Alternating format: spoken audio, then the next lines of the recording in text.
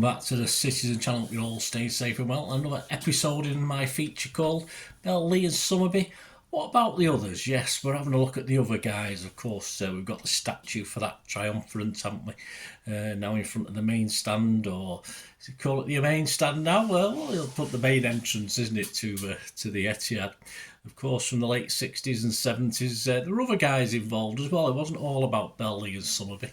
So around the statue is inscriptions of another 20-odd names, all tied into that period of success. So this feature looks at those guys, gives us a bit more information, some better known than others. And today we're going to have a look at Bobby Owen, Robert Owen, but we all call him Bobby Owen. So this feature looks at those names, some familiar, he may be familiar to you, and some not. So let's learn a little bit more about him. Already featured before Bobby Owen. We've had Clay Glennon on Monday. I did a one-off vlog on that, so there will be links below and on screen. And a certain Chris Jones as well has already been covered, who has a connection with in this. It does get a mention in this because it's quite appropriate, really. So we'll have a look at Bobby Owen. So join me for that. Please, if you are new to the channel, push that subscribe button, push the bell notifications. Everything City, past, present, and forever, of course, on the channel. As long as I can keep going. All your comments on Bobby Owen or anything to do with City, very, very welcome. And I will respond, or if it just needs me to give you a little thumbs up, guys, then I will do that. And if you can give this vlog and Bobby Owen himself a thumbs up, it'd be much appreciated.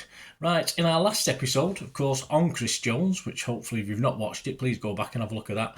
He cited Bobby Owen as the key factor in him leaving City. So let's have a look at the lad who joined City from just up the road in Bury or Bury, depending which part of the north you come from. Robert Owen was born on the 17th of October 1947 in Farnworth. For City, he made a total of just 27 appearances, 4 as a substitute, and managed to notch 6 goals. That was split between 2 seasons, 68-69. He played 21 times, 4 as sub, and scored 6 goals. And a slightly quieter 69-70, he just made the 2 appearances. Though on the bench, he didn't appear in either of the 68-69 European Cup campaigns. Of course, we only had a couple of games in that first season, the European Cup, but he didn't appear either in the successful 69-70 Cup Winners' Cup run. Away from the league, he made 1 successful Charity Shield appearance and 3 in the FA Cup and 1 in the League Cup. One biography on him that I read online there was a little bit cruel in its title. It said, "A striker known for missing sitters." That's not very nice, is it? He scored a few goals. He couldn't have missed them all. But it all started so well for Bobby, of course. It was a reasonably modest purchase from Bury for between 35 and 40,000, but still a bit of money in those days. And he was the pick, of course, of Malcolm Allison, who'd, of course, been to Bury to pick up a certain Colin Bell just before this. And he'd scored 38 times, Bobby, in 83 appearances, and was Bury's top scorer in a promotion season, 67-68, with 23 goals. It was believed and hoped that, like Colin Bell, who came from Bury before him, Malcolm Allison had unearthed another little gem, more so as I and 35,509 others, there's 35,510 there, witnessed a dream debut, of course, at Main Road on the 3rd of August 1968 in the Charity Shield. He managed to get himself 2 goals and had 1 or 2 assists as well in the 6-1 thrashing of the Baggies. So yes, that's also covered in a little vlog I've done called Dream Debut, so keep an eye out for that one, guys. On 55 seconds, he'd opened the scoring with his very first kick of the ball. An intelligent run into the box was spotted by Summerbee, who supplied the cross for him to score, and his second goal, and City's 4th at the time, was a bit of a tamer effort by Owen, but the new keeper Merrick, who'd been replaced Osborne at half-time, failed to keep it out. It sort of trundled in underneath him, so a bit of a keeper's error, but hey, we'll take it. Don Evans, writing for the News of the World, said of Bobby's debut, Bobby Owen's soccer's new apprentice to the big time of the game opened his indentures at Main Road, not dentures, indentures, with 2 goals, 2 assists, and 90 minutes later he was cheered off the pitch. The apprentice was, to many eyes, well on his way to becoming a master of his trade. Okay, just a little bit of, well, these things tend, now on Twitter, people would be republishing that, wouldn't they, and saying, what were you on about, mate? But just a little bit over the top. But it couldn't have gone that much better for Bobby Owen on his first time in front of the fans. His league debut, though, on the 10th of August 1968, just a week later, came, well, a tough place to go at Anfield. He wore the number 10 in his appearances that season. He would also wear numbers 8, 9 and 11. And of course, number 12, he would make a sub appearances. City 11 that day at Liverpool in his debut league match. Mulhern, Connor, Pardo, Doyle, Heslop, Oakes, Lee, Bell, Summerbee, Owen and Young, and the sub was a certain Tony Coleman. Liverpool's 11, yeah, that wasn't bad either. Lawrence, Lawler, Wall, Smith, Yates, Hughes, Callaghan, Hunt, Graham, St John, Thompson, and their sub was a guy called Haitley, not Mark Haitley, there was one before him. Bobby could not repeat his heroics, unfortunately, 7 days early with Liverpool centre-half Tommy Smith. A nice clean tackler, I believe, Tommy Smith, from what I remember, coming out on top this time in a 2-1 Liverpool win. He didn't either make the score sheet in a 3-2 home win over Wolves, his main road league debut on the 14th of August. The attendance that day was 35,835, and he managed to start again in a 0-0 draw in front of 63,052 for the main road derby with United. 0-0 thriller, I think we call it. After these 3 games, he was demoted to the bench. The gloss had already seemingly worn off for poor old Bobby, but he was back for his one and only appearance in the League Cup, a 0-0 draw away at Huddersfield Town on the 3rd of September. He was brought in to score goals. He wasn't exactly accomplishing that task. In Neil Young's absence, he made another league appearance against Southampton on the 14th of September. A 1-1 draw.